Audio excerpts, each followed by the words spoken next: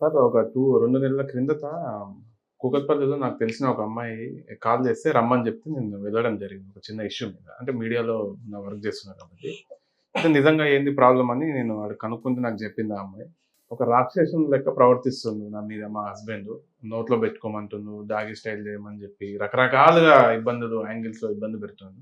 అట్లాంటి అంటే రాక్షసుడు అనే అమ్మాయి చెప్తుంది. అట్లాంటి వాళ్ళకు మీరేమైనా సలహాలు ఇవ్వగలుగుతారా? భార్యలని ఇబ్బంది పెట్టే వాళ్ళకు?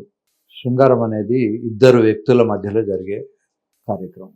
సో, నేను ఇందాక చెప్పినట్టు సీతాకోక చిలుకలాగా ఉండాలి. అందుకని పెళ్ళికి ముందే చిన్న చిన్న అకాడమీస్ ఉండాలి. పెళ్ళిలో ఎలా బిహేవ్ చేయాలి, పెళ్ళైన తర్వాత అమ్మాయి ఎలా బిహేవ్ చేయాలి, అబ్బాయి ఎలా బిహేవ్ చేయాలి అనేటి కొంత ట్రైనింగ్ అవసరం. నాకు తెలుసు, నా చిన్నప్పుడు ఒక సంఘటన నాకు గుర్తొచ్చింది. వాడికి ఎవడో చెప్పాడు, అమ్మాయితో శృంగారం చేయాలనుకుంటే నువ్వు కాళ్ళు చేతులు కట్టేయాలి అని. అమ్మాయి కాల్ చేసి. అమ్మాయి కాళ్ళు చేతులు. సో అబ్బాయి తాళ్ళు అన్నీ రెడీ పెట్టుకొని బెడ్రూమ్లో పోగానే వాడి కాళ్ళు చేతులు కట్టేస్తే అమ్మాయి గట్టిగా అరిచింది. భయం అవుతుంది కదా ఎవరికి. రిలేటివ్స్ అందరు కలిసి తలుపు పగలగొట్టి లోపలికి పోయి చూస్తే అమ్మాయి కాళ్ళు చేతులు వాడు తాడుతో కట్టేసి. ఇది అవసరమా? ఎందుకంటే అవగాహన లోపం.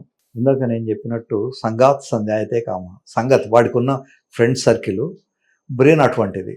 వాడికి ఎవరు అడ్వైజ్ చేశారు ఇలా చేయాలి అని. అలా చేయదలుచుకున్నా కూడా అమ్మాయితో ముందు మనం కన్సెంట్ తీసుకొని చేస్తే బాగానే ఉంటుంది. ఏదో ఒక తెలుగు సినిమాలో ప్రకాష్ రాజు కాళ్ళు చేతులు కట్టేసుకొని వాడు ఒకసారి వెళ్ళేసరికి ఏదో విలేనే అనుకోండి ఆ సినిమాలో, వాడు కాళ్ళు చేతులు కట్టేసుకొని ఉంటుంది. వాడు ఇదేదో బాగానే ఉంది, ఈ టెక్నిక్ ఏదో మనం వాడదామని డైలాగ్ చెప్తాడు. అక్కడ అబ్బాయిని కట్టేస్తారు. అబ్బాయి కాళ్ళు చేతులు కట్టేసి ఉంటే కనుక వీడు వాళ్ళ రైవల్ విలేన్ ఇమ్మీడియట్గా కాల్చి చంపేయడం ఏదో చేస్తాడు. సో ఎలా చేయాలి శృంగారం అనేది, అందుకనే మన టెంపుల్స్లో ఎస్పెషల్లీ కొన్ని ఫేమస్ టెంపుల్స్ ఉన్నాయి. ఖుజురాహో టెంపుల్ కానీ, సూర్య టెంపుల్ ఒరిస్సాలో కానీ, దాని మీద చాలా బొమ్మలు చాలా అవిగా ఉంటాయి.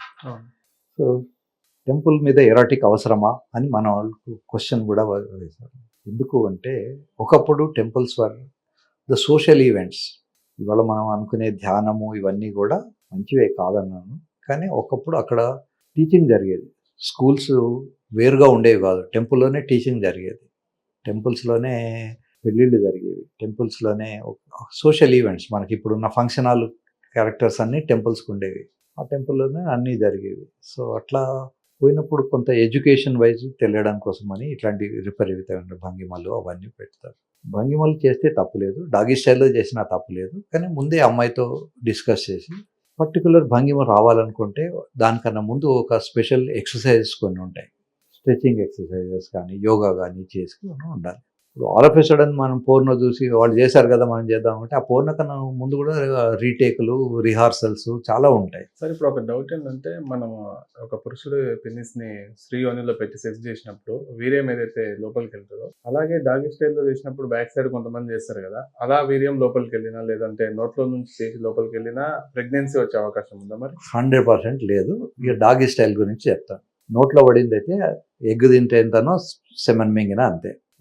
నిజానికి ఎగ్ కూడా చిన్న మింగొచ్చు, చిన్న ఎగ్ పీస్ లాంటిది. ఎగ్ మొత్తం కూడా కాదు, ఒక సెమెన్ చాలా కొంచెం వస్తుంది, 1 or 2 cc ఉంటుంది. డాగీ స్టైల్లో మీరు అనుకున్నట్టు ఏనస్లో పెడితే that's a painful thing to the female. But anus కాకుండా వెజైనాలో కూడా డాగీ స్టైల్ నుంచి పెట్టచ్చు. డాగీ స్టైల్ ఉన్నంత మాత్రాన వెనక నుంచి పెట్టమని కాదు. డాగీ స్టైల్కు గొప్పదనం ఏంటి అంటే అమ్మాయి కోఆపరేషన్ మ్యాక్సిమం అవసరం. అమ్మాయి తన బ్రెస్ట్ను ఆల్మోస్ట్ ఆ పరుపుకో ఫ్లోర్కో తగిలిచ్చేంతగా ఫ్రంట్ను వంగాలి, బ్యాక్ను లేపాలి. Something like this, not straight horse. అప్పుడు మాత్రమే అతను దాంట్లోకి ఎంటర్ కావాలి. తర్వాత అమ్మాయి కనుక ఒకవేళ హిప్స్ పెద్దగా ఉన్నాయనుకోండి, ఎంటర్ అయ్యే అవకాశాలు ఉండవు. సో వాళ్ళ సైజు, ఆ పర్టికులర్ కాంబినేషను, ఆ particular posture they have to decide together. రఫ్గా చేసుకుంటాము, రఫ్గా చేస్తున్నాము అన్నప్పుడు ఇట్లాంటివి ఉంటాయి. డాగీ స్టైల్ చేయడం చాలామంది ఇష్టపడతారు కనుక అబ్బాయిలైనా అమ్మాయిలైనా వాళ్ళ ఇష్టాన్ని ప్రకారం చేయొచ్చు. కానీ విపరీతమైన భంగిమలు రావాలనుకుంటే మాత్రం కొంత ట్రైనింగ్ అవసరం, కొంత ఎక్సర్సైజ్ అంతకన్నా ముందు అవసరం. తర్వాత పెద్ద పొట్ట ఉందనుకోండి, వాడు ముందరికి వంగలేడు. నా దగ్గరికి 130 kg 140 kg వాడు వస్తాడు, వాడిని బాబు ఒకసారి పెనిస్ చూపించరా అంటే వాడు పెనిస్ ఎక్కడ ఉందో వాడికి తెలియదు, he cannot see it. Weight ఉండడం వల్ల. పొట్ట ఇట్లా ముందరికి వచ్చి ఉండదు, కనిపించదు వాడికి. సో మరి వాడు అట్లాంటి వాళ్ళ కోసం ఏం చేస్తా అంటే స్పెషల్గా కొన్ని బెంచెస్ తయారు చేసి వీడి వెయిట్ అమ్మాయికి పడకుండా, అమ్మాయి వెయిట్ వీడికి పడకుండా కొన్ని బెల్ట్స్ అవి ఇచ్చేసి స్పెషల్ కౌచెస్ అంటాం. లేదా ఇట్లాంటి టేబుల్ ఒకటి హైట్ కొంచెం పెంచి అమ్మాయి టేబుల్ మీద పడుకొని ఉంటుంది, అబ్బాయి ఏమో నిల్చొని ఉంటాడు. వాడు శృంగారం చేయదలుచుకున్నప్పుడు ఆ పొట్టన అమ్మాయి పొట్ట మీద పడేసి వీడి జెనిటేలియా మాత్రం జెనిటాకు టచ్ అయ్యేటట్టు చూసుకోవాలి. ఇట్లా చాలా చాలా ఉంటాయి టెక్నిక్స్. ఇవన్నీ కూడా ఇక్కడ ఉంటాయి. చాలా మంది అనుకుంటారు అక్కడ ఉంటాయి, అక్కడిగా ఉండదు, ఇక్కడ ఉంటాయి, మైండ్లో ఉంటాయి. మైండ్లో ఉంటాయి. లైలాకు దేఖనేకలే మజ్ను కా ఆంఖోं అన్న, అమ్మాయి అందం చూడడానికి కూడా చాలా మంది అనుకుంటారు అందంగా ఉంటుంది. అందం అనేది మన కళ్ళల్లో ఉంటుంది, చూసేవాడి కళ్ళల్లో ఉంటుంది. మీరు సోషల్ మీడియాలో ఎక్కడైనా లైలా అనే ఒక ఫోటో ఆఫ్ లైలా అని మీరు టైప్ చేస్తే మీకు ఒక దరిద్రంగా ఉన్నటువంటి ఒక ఫోటో బయటకు వస్తుంది. ఇంత వికారంగా ఉన్నామని మజ్ను ఎలా ఆరాధించాడు అని మనం అనుకుంటాం. పుస్తకాల్లో కూడా రాశాడు ఆయన, లైలాకు దేఖనేకలే మజ్ను కా ఆంఖోं. Thank you. నా పేరు డాక్టర్ రామ్ గోపాల్. నేను హైదరాబాద్లో దిల్సుఖ్ నగర్లో మెట్రో పిల్లర్ నెంబర్ 1552 మీ సేవా రోడ్ మంజుసుధ హాస్పిటల్లో ప్రతిరోజు పొద్దున 10 నుంచి మధ్యాహ్నం 2 వరకు పనిచేస్తాను. నేను మగవాళ్ళ ప్రాబ్లమ్స్ సాల్వ్ చేయడానికి ప్రయత్నం చేస్తాను. ఈ మగవాళ్ళ ప్రాబ్లమ్స్ను ఆండ్రాలజీ అంటారు.